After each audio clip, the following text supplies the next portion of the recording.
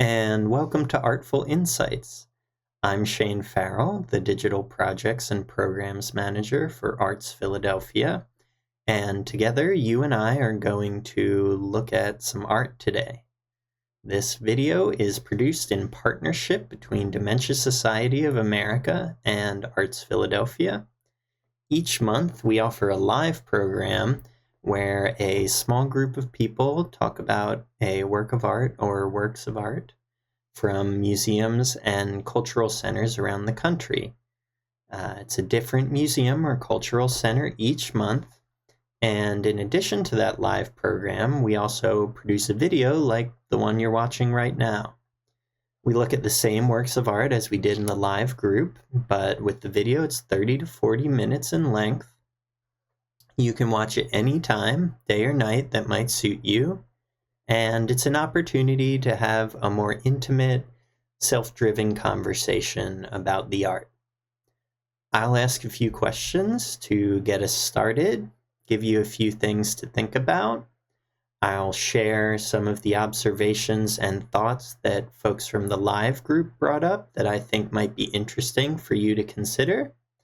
But really, this video each month is about you. It's about what you see in these works of art, how you respond to them, and just having the opportunity to look at a work of art and think about it at your own pace. If you're watching this video with someone, please feel free to pause from time to time if you'd like, so that you can have your own conversation. If you're watching on your own, we're delighted to have you, and it'll be a conversation just between the two of us. So, without further ado, I'd like to introduce you to the museum or cultural center that we're visiting today. Welcome to ARTFul Insights. So here we are at the museum we're going to be visiting today. This is the Isabella Stewart Gardner Museum in Boston, Massachusetts.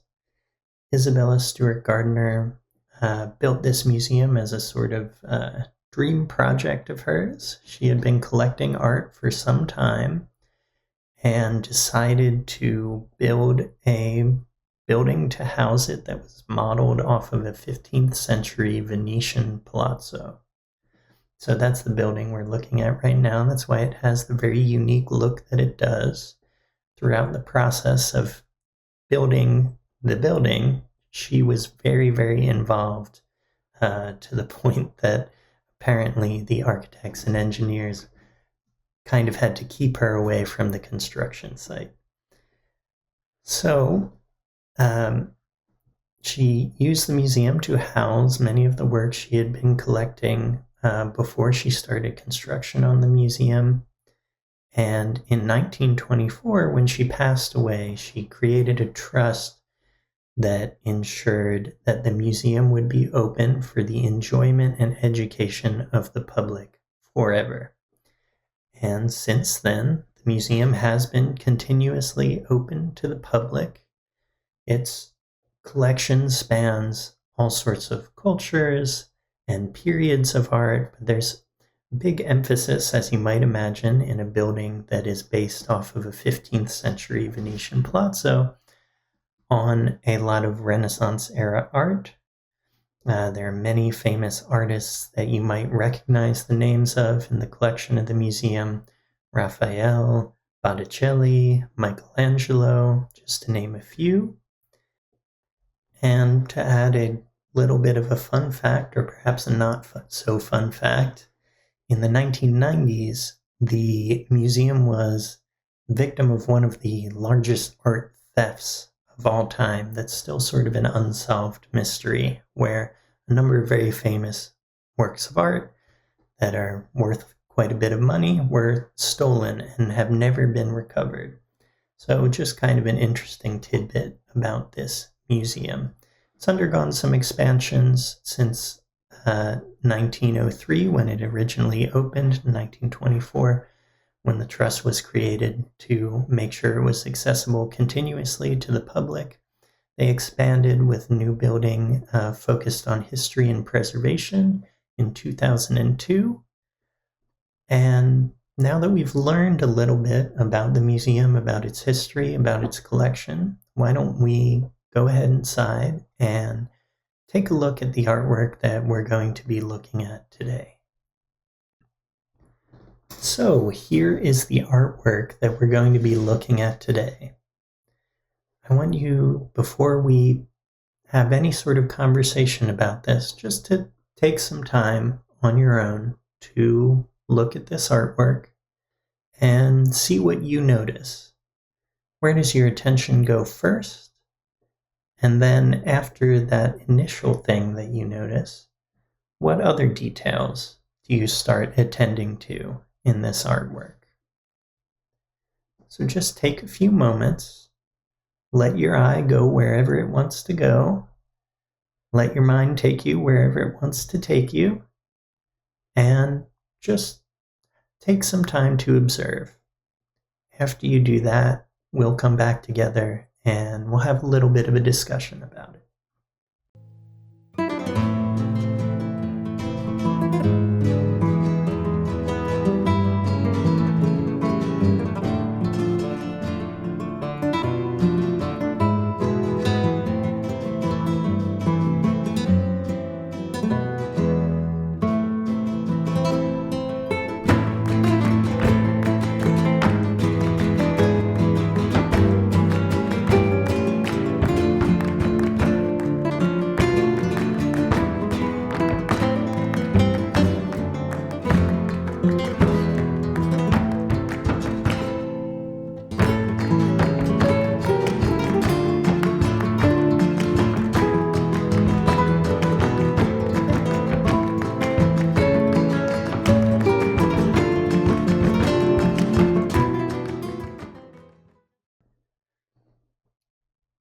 So, now that you've had some time to look this over, what were some of the things that you noticed first?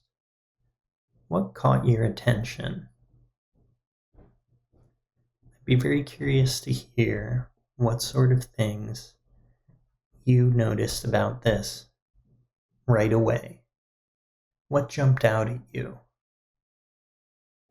Something that jumped out at some of our participants in our group conversation on Zoom was the lighting.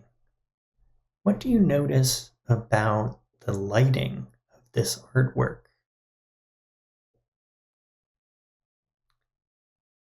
Well, someone in the group said the lighting is very, very dramatic. Would you agree with that assessment of the lighting in this artwork? Does it look dramatic to you?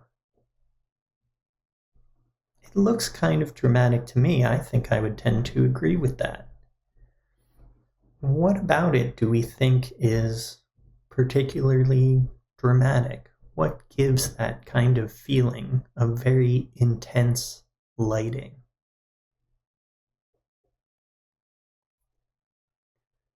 Well, something that I notice is that there are lots of very, very dark colors, almost black, in this artwork.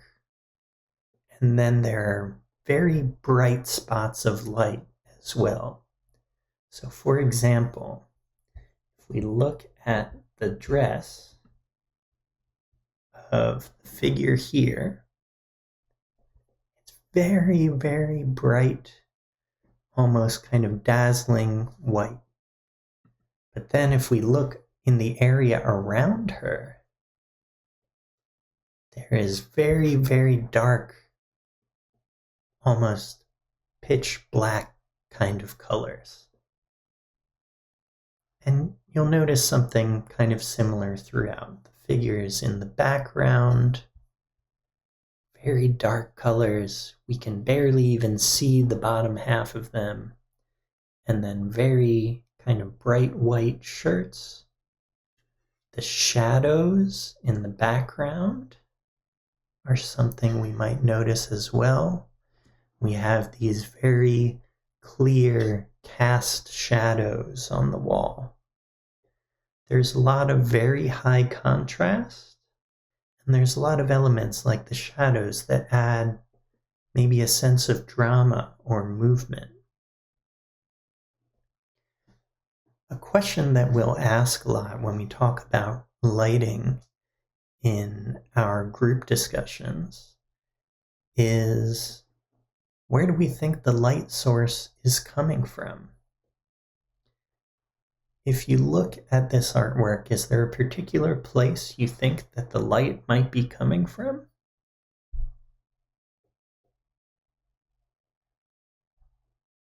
Well, we did note some shadows in the back, for example, right here, right over the heads of these two figures, and right here.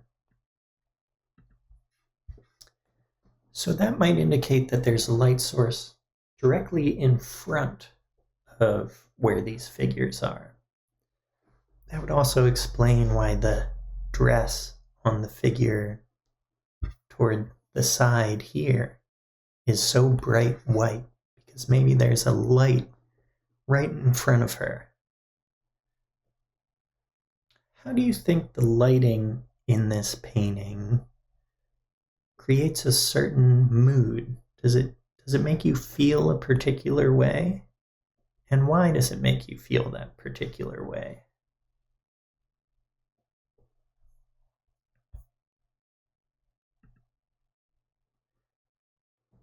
Another person observed that the lighting created a sense of drama and movement, and maybe that was connected to music. They noticed there are some instruments in the background. The woman in the front looks like she may be dancing.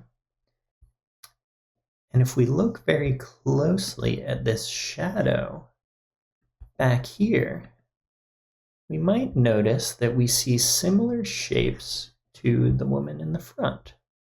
So an arm going out here, this could be the head and the neck, this could be the shoulder. So perhaps the lighting is creating a sense of musicality. When you look at this scene, is there a certain specific type of music that you hear? And why do you think that is? What gives you the sense that there is a certain type of music playing here?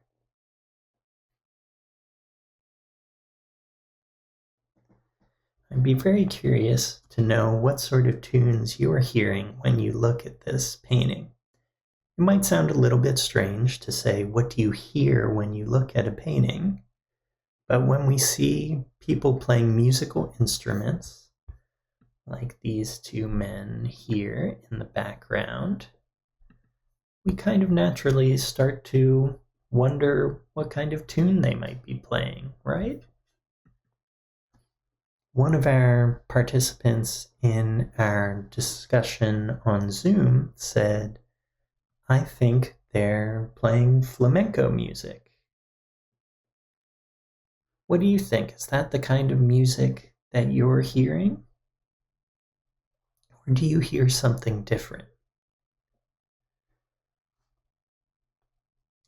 Someone noticed, after we talked about flamenco music, that maybe it looked like the dancer was holding something in her hands. Do you get the sense that she's holding something? Do you see an object there that she might be holding on to? We can zoom in a little bit on her and talk a little bit more about what she might be doing.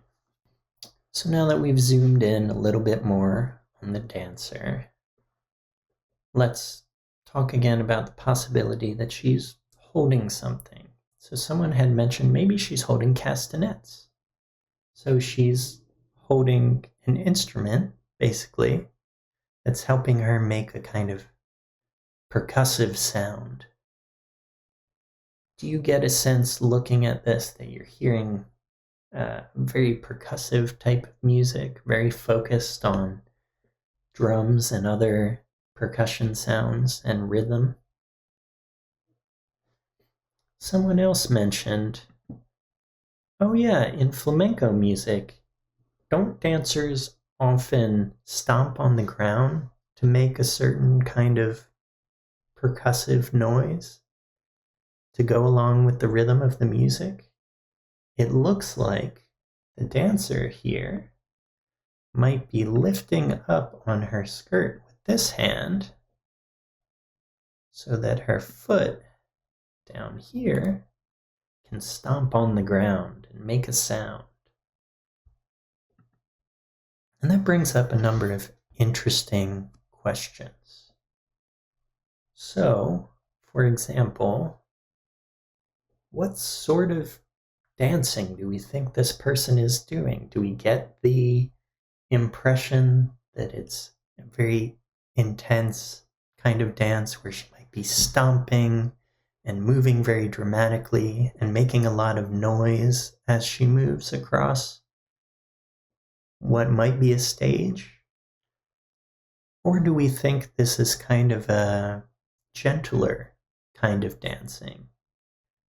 Someone in our group discussion said, maybe it's ballet. I don't know what kind of music people dance to in ballet, but maybe it's ballet, which is sort of, a gentler kind of movement, right? Where the dancer is kind of trying to appear almost weightless. So do we get the impression this is a more intense, percussive type of dancing, or maybe something more gentle and relaxed? What do you think? And what details give you that idea?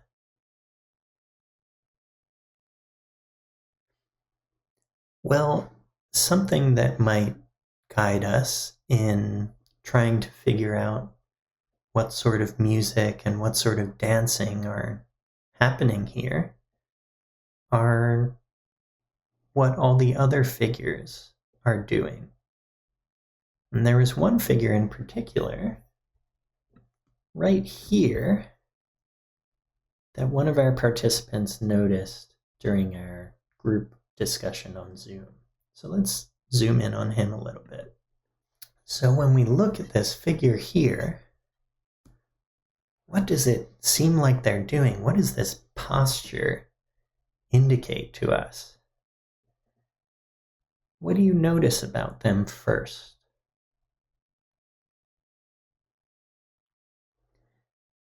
Well, one of the first things that I notice is that their head is thrown back like this. So that might indicate something in particular. What do you think it might mean that their head is thrown back as they're either participating in or watching this performance? Well, one person suggested that maybe they were singing. They're throwing their head back because they're so involved in the music, involved in the singing that they're doing. They're projecting their voice and they're just kind of enraptured by the performance that they're a part of. Do you think this person might be singing? Or do you think something else might be going on here?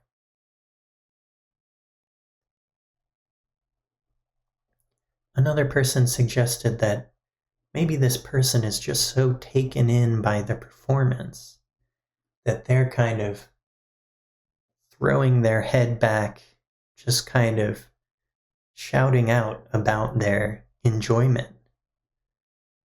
That could be a possibility too. When people get really involved in music, sometimes they just want to express how the music is making them feel. So maybe this person is just expressing how he's feeling listening to this music.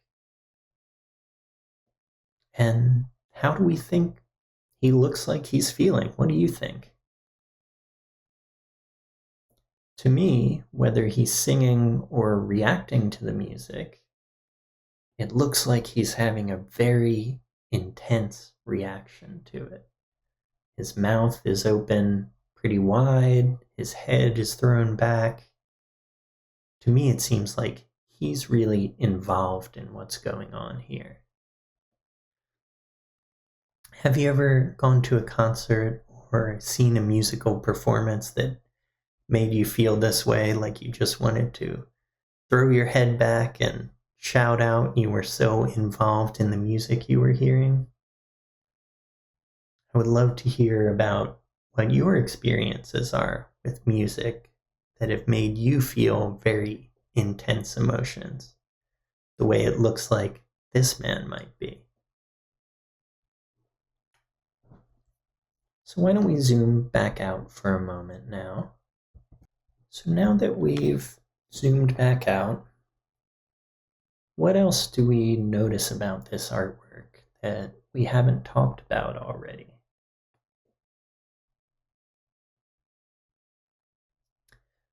Well, something some of our participants in our online group discussion noticed were the figures on the right here. So let's zoom in again and let's take a look at them and see what they might be doing. So when we look at these figures in the background on the side of the painting, what does it look like they're doing?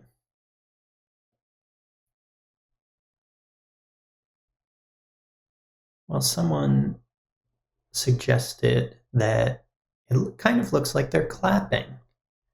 We see someone with their hands raised kind of like this, another figure next to them raising their hands in a similar way, a way that looks like they're clapping together. What do you think? Does it look like they're clapping? It seems like no matter who we look at in the background, they're feeling very involved in the music that's being played, in the dancing that's happening, whether they're clapping along to the rhythm or just applauding the musicians or the dancer. To me, they look very involved in what's going on. What do you think? Do they look like very involved participants who are really interested in the performance that's happening? Or do they look like they're just kind of calmly detached from what's going on?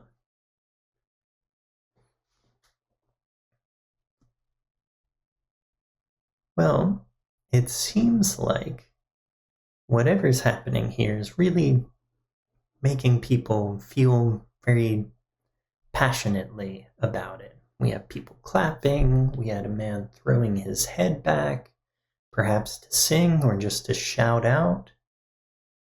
So perhaps that tells us something more about the music that might be being played here. So now that we've observed some of these details, we've observed people's reactions. Do you think about the music that might be being played here differently? What do we think would cause these sorts of what to me look like very intense reactions in the people in the scene? What kind of music really gets people involved and passionate in this way?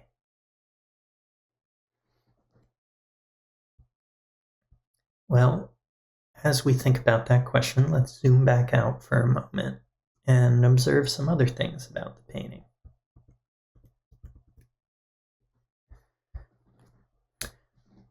Well, we've talked a lot about what's going on in this scene, about what people might be doing, about what kind of music we might be hearing. But let's take a step back from that and just observe some kind of formal things about the artwork. So something one of our participants in the Zoom discussion pointed out was the use of color in the painting. We talked a little bit about lighting, but now let's talk about color. What do you notice about the use of color in this painting? What colors are you observing? What colors are catching your eye?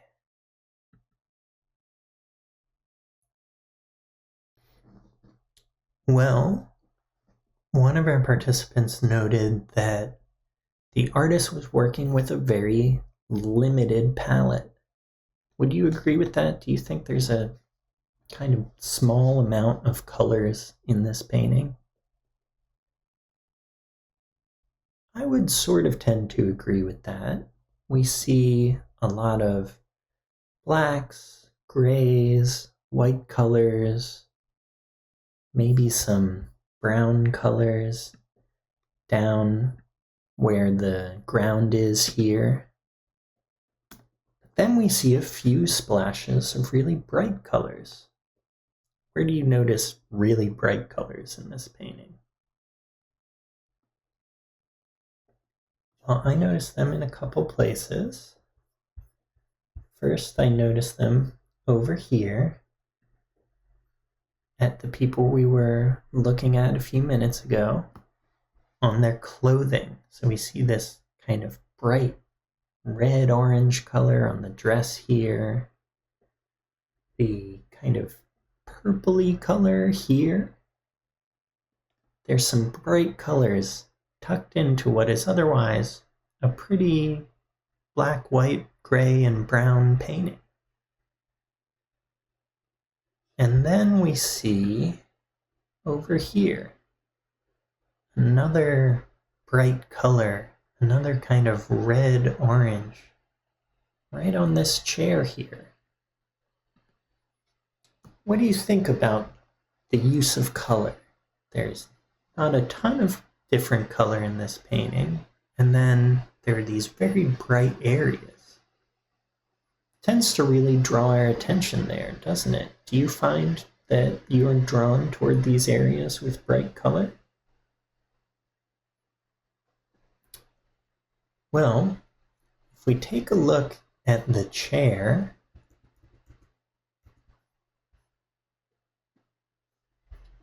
notice that there's something sitting on the chair here.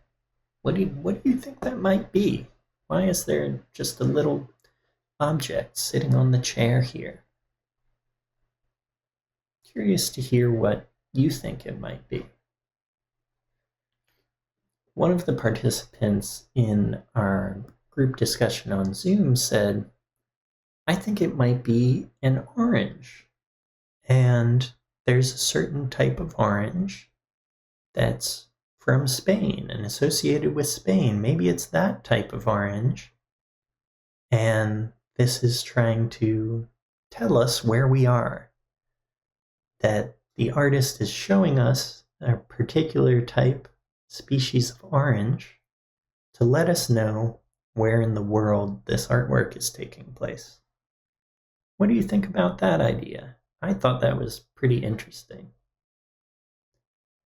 Do you think that might be what we're looking at, or do you think it's something else entirely? Well, after we started looking at these details, looking at colors, we just couldn't help but stop talking about music while we looked at this. And someone said, actually, I've seen flamenco music before, and it's this very intense performance. She described it as a broken heart wailing away. And she said when she saw that singer in the background, if we think he's singing, or he could just be shouting out, but as she saw the person in the background that we looked at earlier, she thought of that flamenco music she had heard, and she thought of someone just kind of wailing away about their broken heart. I think that's an interesting place to kind of finish up our discussion of, we had talked about the the mood here. We had talked about what kind of music we might be hearing. We had talked about how the artist used lighting to create a certain atmosphere. And it brought up this very powerful memory for one of our participants about seeing flamenco music and the emotions that she was feeling when she heard that music. So perhaps, if you'd like, you could pause the video and put on some flamenco music and see if you think it fits with what's going on in this painting. I'd be very curious to hear your observations as you look at this artwork with a little bit of music. Well, I hope you've enjoyed looking at this artwork with me today and sharing some of your observations about it. Really love to hear what sort of things you notice about this artwork that I might not have talked about.